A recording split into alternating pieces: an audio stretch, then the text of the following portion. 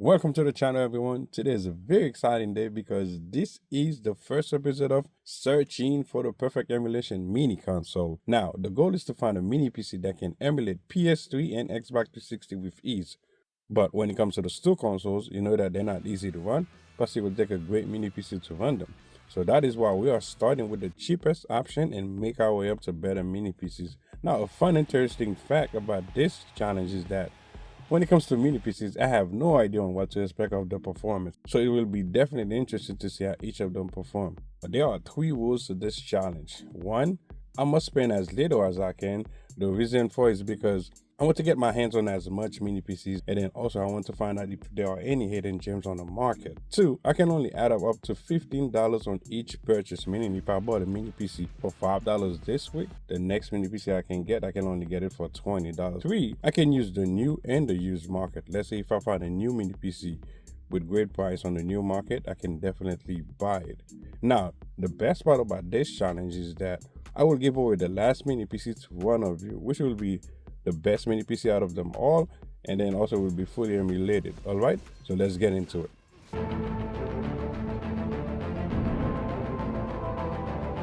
For the first episode, we have a mini tech throwback all the way from 2011.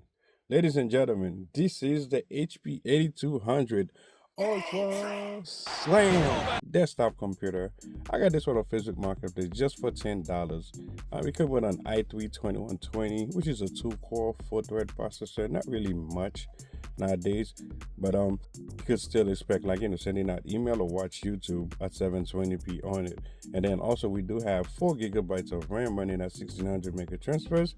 Definitely more than enough for what we will be doing with this mini PC. And we have a 500 gigabyte hard drive, plenty of space for the games, and then we do have a 135 watt power supply, so that's definitely good. And then also this CPU does come with integrated graphics, which will definitely help us to emulate the games. All right, now guys, in order for us to turn this into the perfect mini console, we have to install Batocera. Now Batocera is very easy, very nice. Big shout out to those guys who's putting all this work. And then but we will need a couple things to do it. So first, what I recommend is that you will need any type of computer or a laptop. You will need a USB-A to SATA. Now, the reason I say USB-A is because I have 2 USB-C to SATA, and then none of them work with the bigger hard drives. The 2.5-inch hard drives do not work with it. So I definitely recommend getting a USB-A to SATA, and then also you have to make sure that it's compatible with the 2.5-inch hard drives. All right, and then also I will put some links in the description in case you guys are interested as well. Now guys, so to install Batocera is super easy. All you have to do is just go on your favorite web browser, just type Batocera, and then just click on download, and then now the page will load up, and then you will click on the image where you see the desktop and the Mac minis and stuff. Then the Batocera image will start downloading. So now while we wait for the Batocera image to download, we will type Balena Etcher, and then just click on the first link that you see, and then click on download, and you will click on another link. Then Balena Etcher will start downloading. So now after the Batocera image is done, all you have to do is open Balena Etcher, flash from file, click on the image in the download folder, and then select the hard drive that you wanted to install it onto, and then flash. Now you just wait for it to finish, but just make sure that you select the proper hard drive. Let's say if you have any other hard drives in your system, so you don't get it confused. All right, now guys, after it's all finished, all we have to do is unplug the hard drive and then put it back into the mini PC, and then you are done. Now real quick, what we'll be doing, we're just gonna set up Batocera just real quick.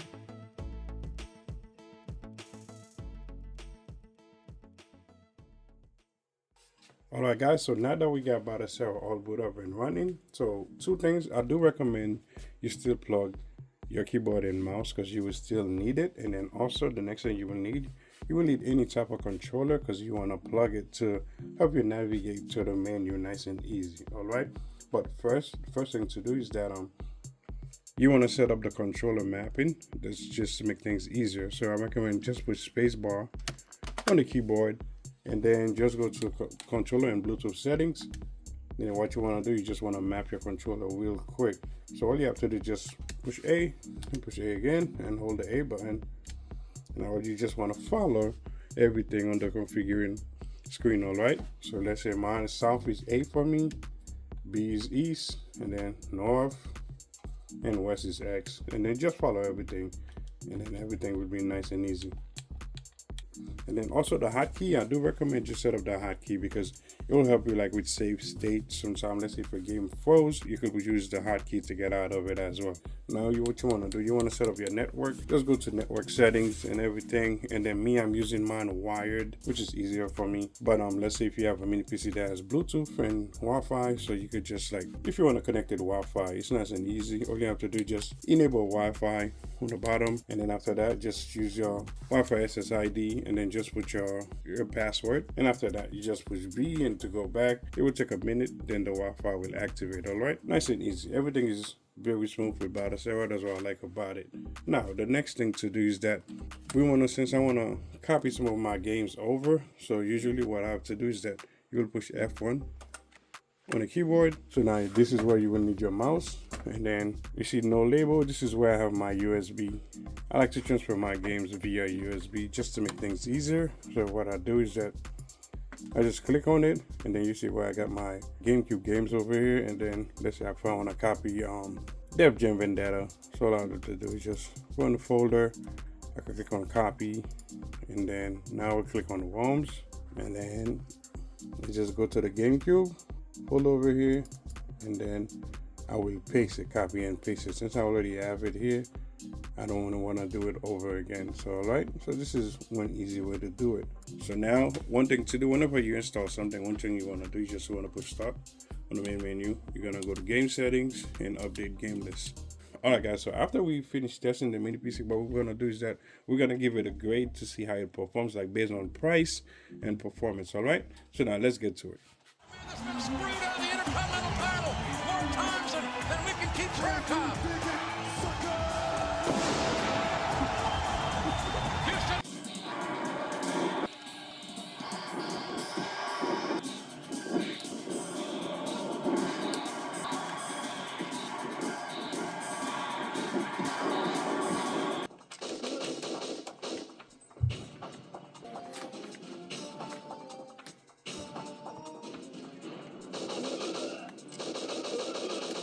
One, easy right, baby.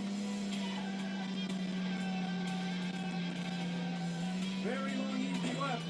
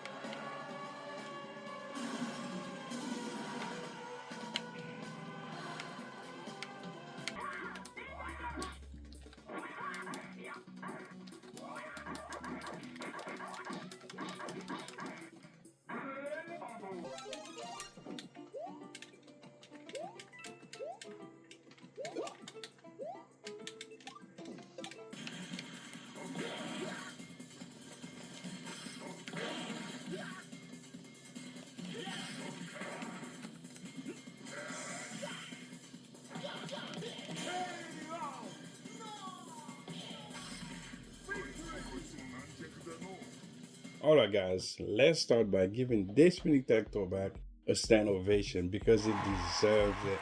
I was not expecting that kind of performance at all. It's really impressive that I was able to emulate all the way up to the Nintendo Wii. And all the games that I tested, all of them ran well above 45 FPS. And it even runs one of my favorite wrestling games at a very stable frame rate. That is why one of the reasons I was able to even destroy the Big Show in the title match.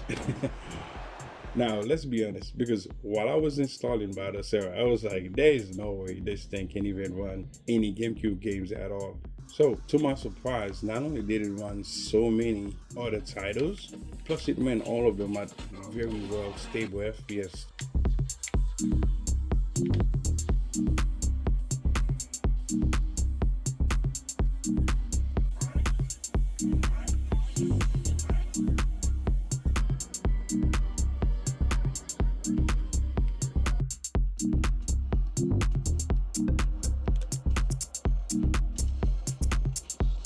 Only one thing when it comes to one of my favorite Need for Speed of all time game on the GameCube, that's where the CPU and the Intel HD graphics really shows their age.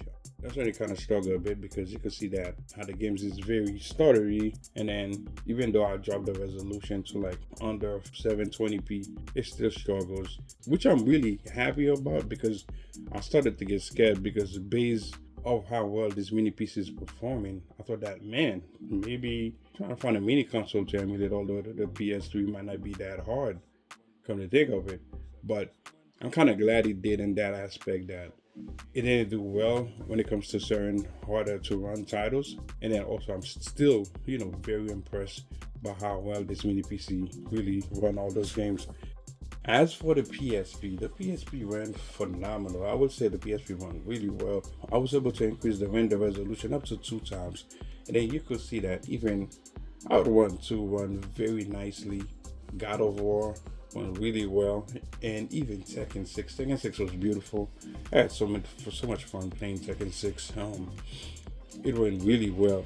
And then one of the consoles that this mini PC emulated really well, which I found was really outstanding, is the Dreamcast. The Dreamcast ran phenomenal. I was able to increase the window resolution all the way up to 6 times. All the games look so amazing. And then I tested so many games. At one point, I literally forgot what I was doing, guys, because I just sat down, just enjoying the games. Because not only those games were like so legendary, so good.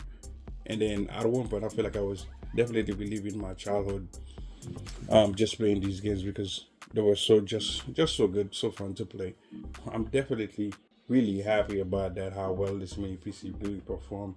And then also when it comes to like, let's say PS3, 3DS, like Nintendo Wii U, none of them work. Xbox, they all require a better OpenGL and Vulkan, like 4.0, I believe. So, which is not a problem because this mini PC performed outstanding, and then that is why I will give it a B plus in terms of grade. It definitely deserves it. $10 for this kind of performance is definitely worth it. But this mini PC really set the bar for the next mini PC I will get. All right. So now, guys, I need one big favor from you guys, is that grade this mini PC right, and then what kind of grade would you guys give this mini PC in terms of performance and price? So guys, thanks for watching, and then please stay tuned because you guys don't want to miss what I'm gonna get for the next one. All right, catch you guys in another one.